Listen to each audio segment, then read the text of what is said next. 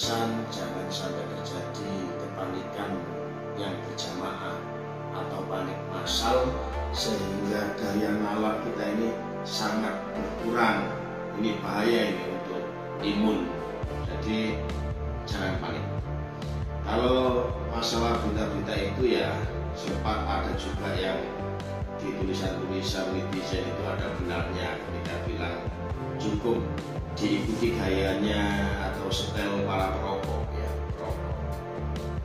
Yang namanya ancaman kematian, ancaman kanker atau apa saja semuanya itu ada di sini peringatannya. Tapi kita tidak pernah bosan dan malah bahagia untuk konsumsi dan hisap rokoknya. Kita makin semangat kerja. Jadi semuanya itu kembali ke sugesti.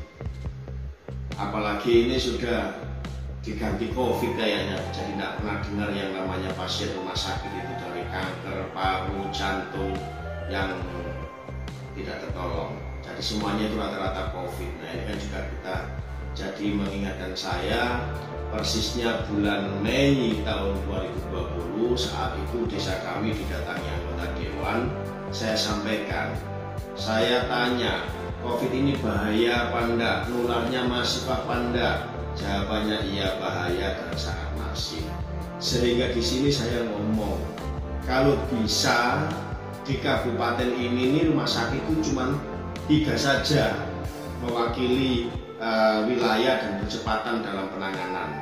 Utara, Tengah, Selatan itu yang ditetapkan untuk menangani COVID. Lainnya jangan.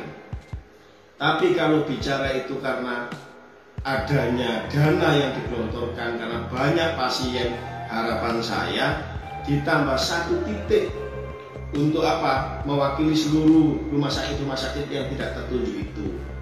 Kenapa sekarang ini jadi jumlahnya banyak? Saya tidak menuduh atau beranggapan lain-lain, tapi dengan logika juga. Karena sekampung ada rumah sakit yang nangani COVID, ayolah, ini anak yatim piatu ini kita minta doanya, kita kumpulkan.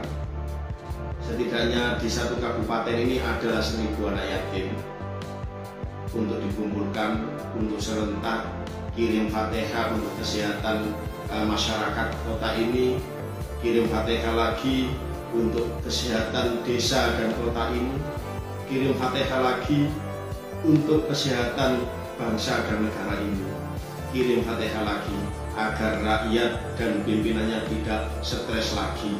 Dan itu kita minta sebagai bentuk ikhtiar kita, berpasrah diri. Kita sudah mengakui mau tidak mau keangkuhan selama ini, baik dari para pakar, para ahli dan para petugas yang luar biasa, alatnya lengkap, semuanya komplit, tapi ya sama beritanya nakes itu banyak yang meninggal. Jadi bicara itu kembali kepada yang kita sampaikan 1 tahun yang lalu, bahkan beberapa hari sebelum ada berita meninggalnya Bu Mil itu kita sampaikan, kita fokus bahasanya kalau dalam dunia peperangan ini ada zona perang. Jadi satu area yang disepakati untuk perang tidak boleh di luar area itu. Nah ini zona penuntasan COVID, 3 rumah sakit, Utara, Tengah, Selatan. Untuk apa 1 kota ini? Jadi supaya apa? Cepat penanganan. Ditambah lagi 1 zona gabungan. Semisal di Gresik ini ada Gejos. Jadi di Gejos itu untuk nakesnya dari sekian rumah sakit yang tidak ditunjuk sebagai rumah sakit yang menangani COVID. Dan kalau rumah sakit sudah menangani COVID, pasien lainnya tolong ditolak. Tolong ditolak supaya apa? Tidak terpapar. Yang demam, yang hamil, yang kena kanker, yang kena istilahnya jantung, yang kena penyakit paru riwayatnya, jangan mendekati 3 rumah sakit yang ditunjuk plus 1 zona rumah sakit gabungan tadi. Itu yang saya teriakan 1 tahun yang lalu. Ada di berita sosmed, di jejak digitalnya. Tepatnya di tanggal 28 Mei 2020 Sekapuk didatangi anggota dewan terkait dengan pandemi. Dan saat itu mengingatkan saya ketika desa ini dimasalahkan karena membeli ambulan COVID. Dan sekarang ambulan COVID itu tidak berhenti-berhenti, dimintai tolong atau dipinjam bahkan sama rumah sakit. Nah inilah kenyataan. Jadi yang jelas, ayo kita sama-sama saling menghargai satu sama lain, sesama masyarakat, masyarakat dengan pejabat, masyarakat dengan aparat. Ayo saling menghargai. Kita ini sudah diuji dan ujian ini sangat berat. Jadi jangan saling nunjuk, jangan saling nekan, jangan saling menyalahkan. Ayo kita rangkul dengan kebahagiaan. Yang kena COVID, yang mengisolasi mandiri itu bukan orang yang harus dikucilkan, tapi orang yang harus diperhatikan dan dirangkul.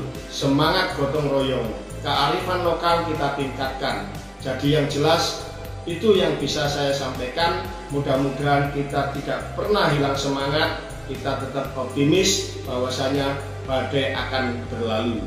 Setelah malam datang fajar. Semangat!